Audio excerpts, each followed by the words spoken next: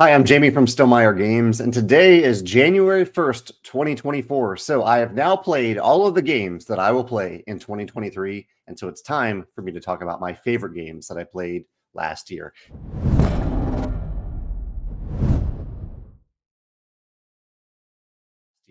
And for this type of list, I focus on games that were widely available for the first time in 2023. That is subject to some debate, and that's okay. I'd rather debate focus on the games rather than the eligibility, though. So let me start off with some of the games from Stonemaier Games, my company that I released this year. You won't see these games on this list because, or at least on my top 10, even though I love them, because I don't want to make them eligible for this list. I don't think that's quite fair. I'm a little biased here. So we have the first game that the first product we released this year was Tapestry, Fantasies, and Futures, the third expansion to Tapestry. Later on in the year, we also released kind of an expansion. It doesn't really expand Wingspan, the Wingspan fan art pack. It's 255 birds that are already found in Wingspan, but with new art by Wingspan fans. We also had two new games. Expeditions. This is the Ironclad edition. There's also the standard edition with plastic mechs instead of metal mechs. This is my sequel to Scythe. And then we have Connie Vogelman's debut game, Apiary. Both of these are 1 to 5 player competitive engine building games. Seems to be the sweet spot for Stonemaier Games. So those games were both released in 2023. And also, as usual, we had a number of realms for Rolling Realms and like mini expansions like this for Rolling Realms. These are all the realms we have now in Rolling Realms. So you can play, there's so many different combinations that you can play with in Rolling Realms. And we have more to come in 2024. So yeah, those are the Stonemaier products for 2023. Let's now talk, if I get the focus back here, we'll talk about 2020, other games for 2023. So let's see. We'll start with, so I have some big categories that I want to focus on before I get to the top 10. And I hope these aren't skipped over because these categories are really a big deal.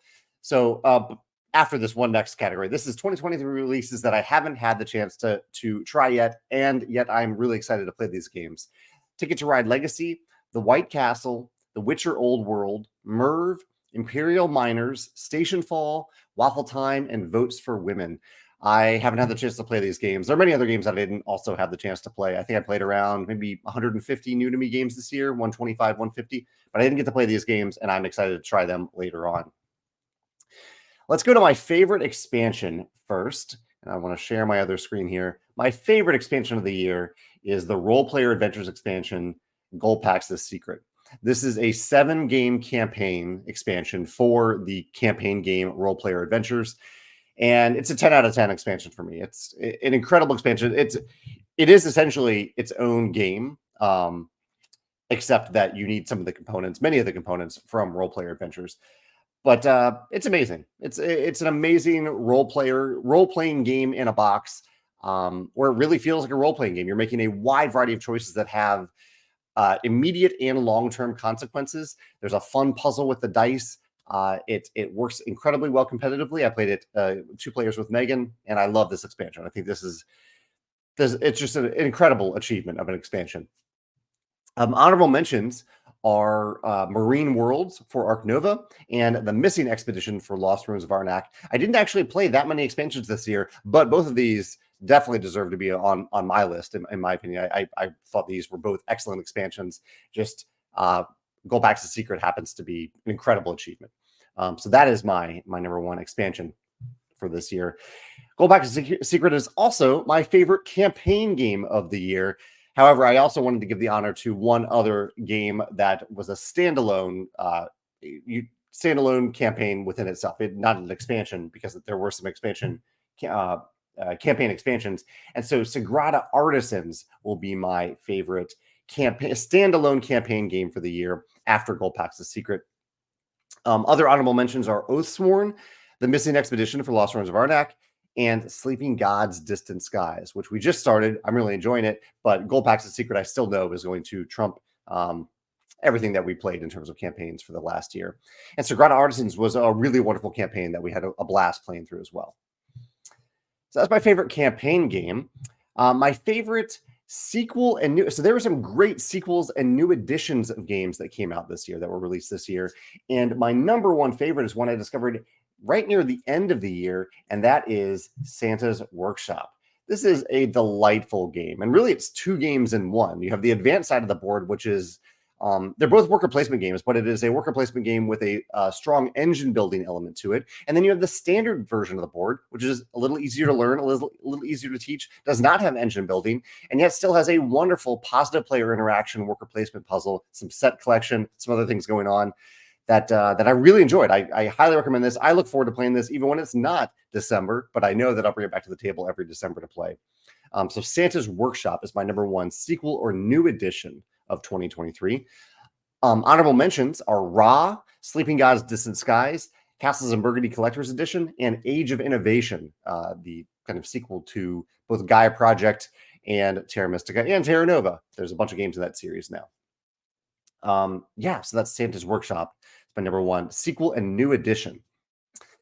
I have 6 games that I'm calling my favorite new to me games released before 2023. And these 6 in no particular order are Marvel Remix, Box 1, Honga, St. Patrick, Twinkle Starship, and Ito. I've talked about all of these, except I think Ito has not come up on the YouTube channel yet, but I do have a video about that coming out soon. All these are delightful games that came out prior to 2023. Mostly on the lighter side. Honga is a little bit heavier, maybe a medium light game, but most are on the light side. But all I really, really enjoyed and all I could see myself playing in the future as well. I don't play a lot of digital games, but I tried to play a few more this year because I do like learning from digital games. And my number one favorite digital game that I played this year was A Short Hike. I adored A Short Hike. This is a small open world game with very easy traversal mechanisms. And it's a game where you really need to use your eyes to look around and see the things. The game doesn't really tell you anything that you need to know. You need to discover it for yourself and look around and discover it. I have a video about it.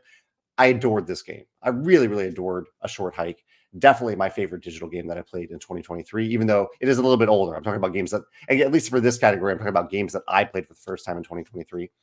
Honorable mentions include Legends of Runeterra, The Last Campfire, and Wild Frost. My favorite, so really, this is probably my favorite game of the year, or arguably my favorite game of the year. I had the pleasure of going on the Star Wars Galactic Star Cruiser Megagame experience in Orlando, Florida before it closed. It closed in September, so it's unfortunately done unless they decide, hopefully, maybe someday to bring it back for a month or two every year. It was an incredible experience. And it is a game on many, many different levels. It's a game on as deep of a level as you want it to be while you're playing it. I have a whole video where I rave about it. You can see it. One of the longest videos I filmed here, 51 minutes. I had an absolutely incredible time. Probably one of the most immersive games that I'll ever play. And I'm so glad that I got to do it. I have a video on it that I'll link in the description here. But yeah, that probably my favorite gaming experience, not a tabletop game experience, but my favorite gaming experience of 2023 was the Star Wars Galactic Star Cruiser.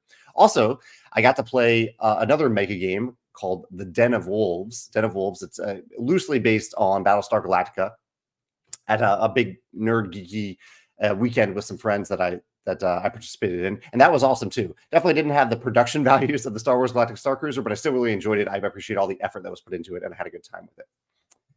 So those are mega games. So now some general categories before I get to the top 10. So 2024 releases that I'm the most excited about. Long list here: The Seventh Citadel, Mythwind, Star Realms: Rise of Empire, Robomon, Tidal Blades 2, Creature Caravan, Ludite, Charcuterie, Undergrove, Kelp, Mons and Mages, Flame and Fang, Kavango, Diatomes, Millennia, Stone Spine Architects, Kraken Skulls, Thiefdom, Clank Legacy 2, Let's Go to Japan, Ecosphera, and An Age Contrived. My top picks for that I'm really excited about for 2024. Ambassador picks. So I asked Stonemaier ambassadors to list their favorite games of 2023, and they picked many of them. They're Stonemaier ambassadors. Many did pick Apiary and Expeditions. If they did, I asked them to also pick another game. The top pick of all ambassadors was Earth. That was shown the most, maybe even more than Apiary and Expeditions, but it was pretty close with those two. or those three. Ticket to Ride Legacy, Darwin's Journey, Distilled, Star Wars deck building game, Forest Shuffle, Heat, Hegemony, ISS Vanguard, Kinfire Chronicles, Lorcana, Nucleum, Scholars of the South Tigris, Spots, The Fox Experiment, The White Castle, The Witcher Old World, and Thunder Road Vendetta. All top ambassador picks for 2023. I asked my coworkers what their top picks are for this year. Susanna said her top three were Earth, Apiary, and Forest Shuffle. Joe said his favorite was Dune Imperium Uprising. Dave said his favorites were Hegemony and Fun Facts. Opposite ends of the spectrum there. I love that Dave picked both of those games. Alex said Earth, Thunder Road, and Nucleum. And Alan, two more here. Alan said Planet B and Power Plants. And last, Shannon, our project manager at Panda, who works a lot with us, feels like a coworker. Shannon said Ticket to Ride Legacy and Nucleum. Last, my honorable mentions that didn't quite make the top 10 are Disney Lorcana, Heat, Scholars of the South Tigris, 535, Unrest, Nucleum, Last Light, Rebel Princess, Sky Team, The Veil of Eternity, and Dwarf Romantic. Those close out my honorable mentions for 2023. Let's get to the top 10. That's probably why you're here. And number 10, probably the most debatable as to whether or not it should be on this list or not. Number 10 is Challengers. Here's Challengers over here. So Challengers, I think maybe was available for some people in 2022, not available for me, or at least I didn't have access to it until 2023. I played it. I haven't played it online yet on Board Game Arena. I've only played it in person. I played a giant game of it, a 16-person game of Challengers at the Gamers Ranch this summer. I played a game of it at another big gaming event with 8 people. It's a wonderful game that scales up. I love the autoplay element of it, the idea that you are crafting this deck, but then when you actually play through the deck, it plays itself, which sounds like it's less of a game as a result. But I would argue it's more of a game as a result. That's what makes this game unique. That you have the deck building combined with this element that you are setting up your deck to do something for you, but you don't have control over it for the most part when you're actually playing through these little quick duels. I had a blast with Challengers. I look forward to playing it more. I look forward to playing the sequel, the beach themed sequel later this year. I guess it's out now. I could play it at any time, but I don't have access to it yet. But I look forward to trying it. And Challengers, yeah, one of my favorite larger group games of 2023 that actually still does scale down to lower player counts. So that is Challengers at number 10. At number 9, I have The Fox Experiment by Wingspan designer Elizabeth Hargrave and Jeff Fraser. The Fox Experiment. I've only gotten to play this one once so far, but I really, really adored my play of it. So in The Fox Experiment, you are breeding foxes. And in doing so, you are creating these new foxes. So you have these foxes that you're pairing together. You're trying to domesticate them, essentially. You're rolling some dice based on what those foxes tell you to roll. And then you are creating a new fox. And that new fox has traits based on what you roll. It has a new name. And some of those traits determine what dice that fox will roll, because that fox will then enter the general supply for anyone to draft the next round, including maybe you, but probably someone else. And then you'll use that fox for the next generation to breed and create a new fox that will be probably even better. And so you have this strong sense of creation throughout the game, and not just creation for yourself, but creation for the entire table. Lots of positive player interaction in the game. I really, really like The Fox Experiment, and I look forward to playing some more. So that's The Fox Experiment at number 9 for me. At number 8, we have First in Flight from 2 designers that I've had the pleasure of working with, Ben and Matthew O'Malley, Ben Ross and Matthew O'Malley. This is a game where it's not quite worker placement. It is a one-way action selection game where you have this one-way action selection track. You can advance as far along that track as you want to gain a benefit that you're really looking forward to taking. And that's combined with a deck building element. The deck building only impacts when you try to actually fly. So let's see if I can get you. Here's a shot of the board here. So this is the one-way action selection track here around the town, essentially, as you are piecing together an airplane, figuring out what works with that airplane and what doesn't as you go on test flights. And the whole goal of the game is to try to have a flight that is at least, I believe it was at 40 meters, maybe 42, but I think it's 40 meters try to stay in the air for that long. And that's you going through your deck, trying to stay in the air, deciding when you want to stop, if you want to push your luck and go a little bit further than you actually think maybe you can, just to get a little bit more distance, a little farther than the other players. The game has lots of great tension in it, lots of great thematic elements, one of the best thematic Euros, I think, of the year. And I've had a lot of fun teaching and playing it.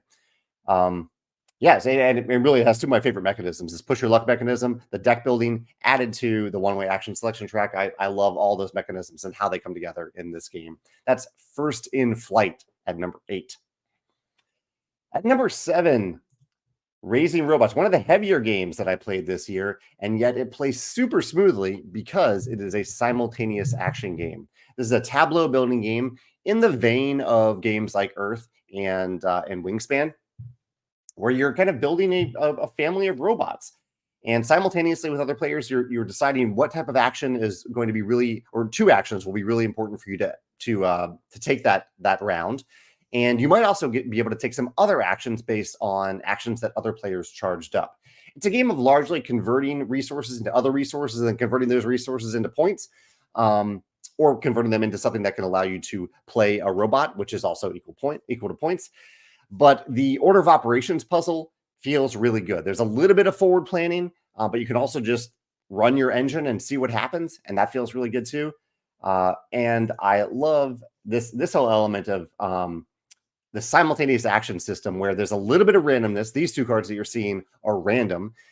You don't know exactly which ones are going to come up, but then you get to pair two actions of your choice with these power-up cards, and that you also get to potentially take actions that other players set up for all players to take. It all feels really good. It feels smooth. This is maybe one of the few games this year that I played one night and then played immediately afterwards, because we had so much fun. So that is Raising Robots at number 7 on my list. Next up, we have a game that arguably came out in 2022. In fact, that's what BGG would tell us. But I had my first exposure to it in 2023. I think it wasn't widely available in the US until 2023. And that is, I should say the name of the game, First Rat. This is another one-way action selection track game. You can see the track. Here you go. Here's a nice photo of this track that you're advancing on. Starting down here and moving up this track, trying to build a spaceship to send the rats to the moon made of cheese.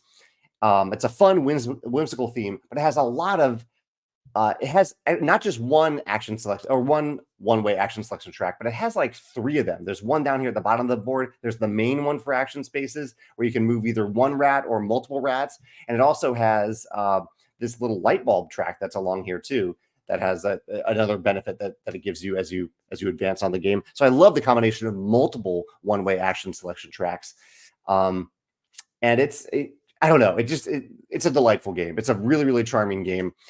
If I haven't played it in a few months now. If I had played it more recently, it might even be higher up on the list. But I've been delighted by, I believe, the 2 or 3 times that I've played First Rat, and I look forward to playing again. Just looking at this photo makes me want to play it again, to solve the puzzle a little bit differently. And I love the variability in the game too, because even with the core board where nothing changes, there's a lot of variability based on what other players choose and which cards and abilities are available in that game. But you can also completely randomize all these different action spots, these action spots right here, so that they are random. You can do that on the backside of the board. First Rat, fantastic game, fantastic like medium weight game with a fun, whimsical theme built into significant elements of the game. Really love this game. First Rat at number 6 for my list. At number 5 on the list is one that caught me completely off guard. This is Blob Party. This is a cooperative, large group kind of social game. Plays up to, I believe, 8 players. Let me see if I had that right for Blob Party. 4 to 8 players.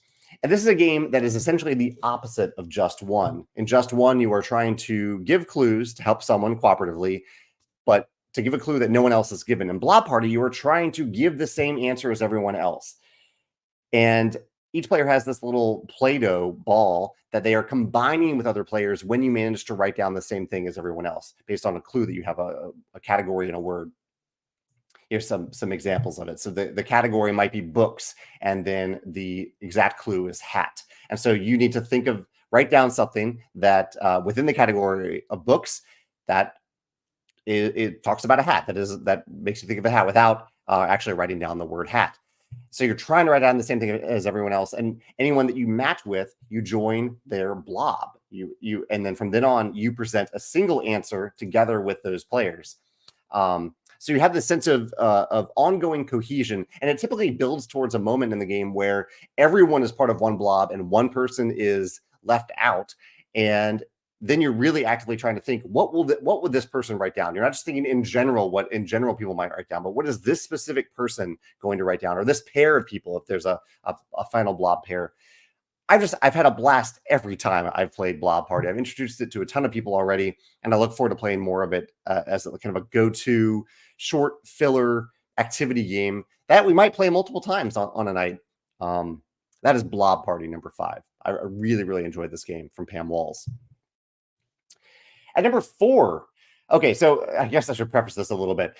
My top 4 were really difficult to figure out. I got to this point on the list. As much as I love Raising Robots, First Rap Blob Party, as much as I love all the games on this list, when I got to the top 4, I had a hard time thinking about it. I think these games could be in any order on any given day based on who I'm playing with, how long I have played or haven't played one of these games, how much I'm thinking about it. But I did try to order them for the sake of a top 10 list.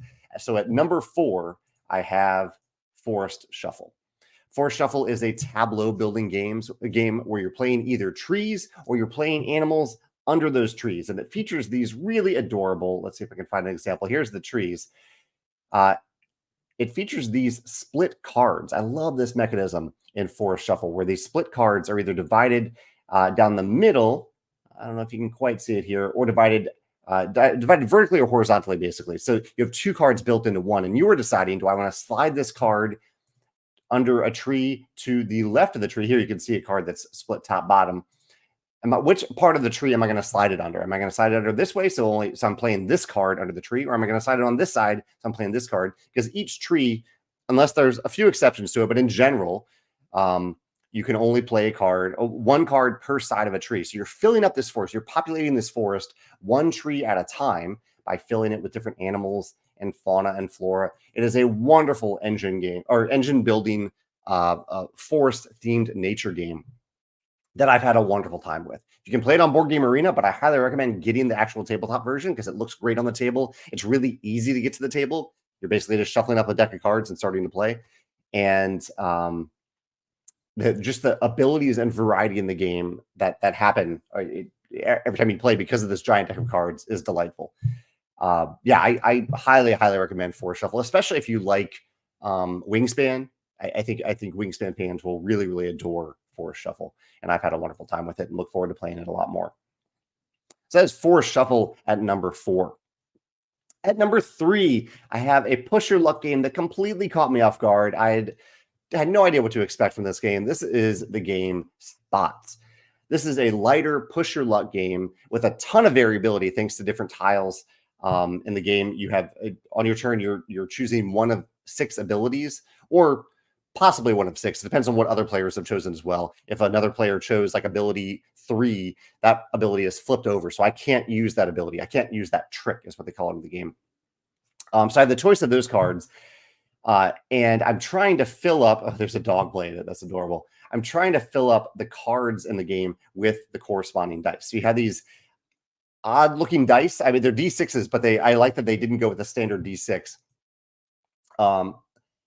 Excuse me. But you're trying to fill up your dogs with these dice using the 6 abilities. Here's the 6 abilities of the tables. You're choosing one of these abilities, rolling some dice based on what that ability tells you to do, sometimes pushing your luck and placing those dice on the dogs, and ideally filling up those dogs and then completing them. Once you complete them, you can't bust. If you do bust, and busting means that the game shows it right here. If you ever can't place dice and the number of dice or the sum of the dice that you have to bury under your doghouse add up to greater than 7, then you bust and you lose all dice that are on your dogs, your incomplete dogs. So there's this great push your luck mechanism where you really feel like you're always in the game until the very end, because you can really push and try to complete a bunch of dogs all at once. I've had a delight teaching this game. I've had a delight playing this game. It is a good push your luck game. There isn't a sense of progression to it as most games are that I really enjoy. And yet I have had a delightful time every time I've played it. If you like push your luck games or games where you're rolling big handfuls of dice, I highly recommend Spots. It's a really delightful game with beautiful art too. So that is Spots at my number 3. My number 2, both of these games showed up on my top 10 games of all time list back in September. Right now, my top 2 game for 2023 is Earth. Earth is, again, in the vein of Wingspan, Forest Shuffle, which I mentioned earlier. It is a tableau building game where you're building your own little private island, trying to achieve a bunch of public goals that you can see here, while piecing together this island. Let's see if I can get a photo of the island. Yeah, here's kind of the island. It's a 4x4 grid that you're trying to make of a ton of cards. And one of the things I love about this tableau in particular is you're not just playing cards into your tableau, but you're also placing tokens, 2 different types of tokens on those cards that do different things, mean different things depending on your tableau and the cards. I love that. And also, like Raising Robots earlier, it is a simultaneous action game where there is an active player in this game. The active player is choosing one of these 4 actions that you can see up here. This looks like a prototype, what we're seeing here, because these boards don't actually fold. But you're choosing one of these 4 actions. You get a stronger version of that action. Everyone else gets a weaker version simultaneously of that action. And all players activate all cards that have the color of that action. So if I activate, say, this red action, I get the most powerful version. All the players get a weaker version of it. And all players activate all red abilities in their tableau, including these cards here. So it feels, it's a game that has a lot of deep choices that you're making, a lot of interesting choices, but the flow of the game is so smooth because it's all happening simultaneously. Yeah, I love this game. I've had a blast playing it. Susanna was very kind to bring me back some playmats from Essen Spiel, so I have some fancy playmats to play on now. I have loved playing Earth. Talking about it right now, like what's happens with my favorite games, talking about it makes me want to get Earth to the table and build an island. It is so satisfying to build that island, both the cards and to put so many things on, to have this 3D presence on the island that you've built. Yeah, I adore Earth. I've had a wonderful time playing it, and it is my number 2 favorite game of 2023. My number 1 favorite game, though, and this was, again, a very tough debate between these top 4, especially these top 2. I'm going with the Star Wars deck building game. I said that my favorite gaming experience of this year was the Star Wars Galactic Star Cruiser, and yeah, Star Wars is going to take my favorite tabletop game too, because I think this is a wonderful dueling game. One player plays as the Empire, the other plays as the Rebellion. Here's some fancy components here. And the theme of the game, I think, is done beautifully. I'm trying to get to a photo so I can actually show the theme. It looks like fancy components here. But the heart of the game is this card row. It's a deck building game where you interact with the card row and not so much the other player, but this card row works really, really well in that you can see how these cards are facing one player, not the other. So these are facing the, I guess we're sitting in the position of the Rebellion right now. And the card is mostly face up facing the Empire player. So that means the Empire player can buy these cards. On their turn, they can spend this currency to gain these cards into their deck. However, as the Rebellion, I can try to remove these cards from the card row before the Empire gets to it. So instead of spending currency, I can use the kind of the attack value in the game to destroy this card before my opponent can get to it. And if I do that, then I get a bonus. I get a special bonus. And so it has this wonderful form of player interaction without actually hurting the other player's engine. You're kind of hurting the engine before they even get to build it. You're saying, okay, I really don't want this other player to have the Death Trooper. I'm going to take out this Death Trooper before they have it. But once that player actually has the Death Trooper, you can't do anything about it. It's in their deck. You have to deal with it. There's so much I can talk about this game. One other thing I'll mention is that I really like the base system, the bases in the game. So the whole point of the game, the goal of the game, is to destroy 3 bases of the opponent. There's some other variants that you can play, but that's the standard way. Destroy 3 bases. And so there's no victory points. There's no even real life to the game. You're not destroying the other player. You're destroying their bases. And on top of this, that in itself is a neat system. But on top of that, the bases each have a special ability. And so whenever someone destroys your base, you get to look through all the other bases that you have, and you get to choose your next base and put that base into play. And that player, at least at the beginning of your next turn, and that is the new base that the other player has to deal with. It often has either an ongoing ability or a one-time ability. Let's see if we can find some examples here of these bases. There's Darth Vader himself. But yeah, here, which base do we have? So we have Corellia right now as the base. I think that might be the starting base for the Rebels, or no, for the Empire. But yeah, the whole base system, this idea of this moment where you get to look through these cards and pick the one that's right for you, and you're doing it while the opponent is taking their turn, so you're not even slowing down their turn. It's a wonderful deck building game. It's one when I went to the Gamers Ranch this past year. I think my friends weren't quite aware of the game yet, and we got it to the table, and it was probably the most played game of the Gamers Ranch weekend. People just played it over and over again, back to back. They'd switch roles, they'd switch player, they find another player to teach and show. People were just eager to show other people this game, and I was one of those people because I really, really adore this game. I hope there's an expansion someday. I don't think the game necessarily needs it, but I would love to see more characters from the Star Wars universe in the game and see what interesting mechanisms the designer comes up with. But as a whole, I love the game. So yeah, that is Star Wars, the deck building game, as my #1 favorite game of 2023.